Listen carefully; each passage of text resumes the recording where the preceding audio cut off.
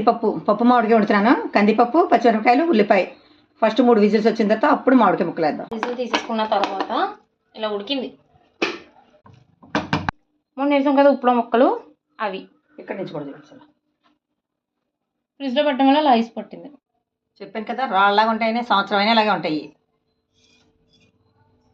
పసుపు, కారం. మామిడికాయ ముక్కల్లో ఆల్రెడీ ఉప్పులో ముక్కలు కాబట్టి సాల్ట్ ఉంటుంది కాబట్టి కొంచెం తక్కువ వేసుకోవాలి, సాల్ట్ యాడ్ చేసుకోవాలి.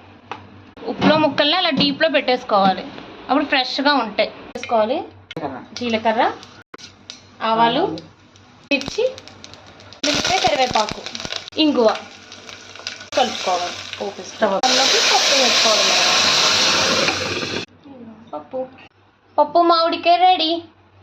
మీరు కూడా ట్రై చేయండి. ఇలాగా చేసి ఎలా వచ్చిందో కామెంట్ సెక్షన్లో కామెంట్ చేయండి. ఉంటేనే బాగుంటుంది.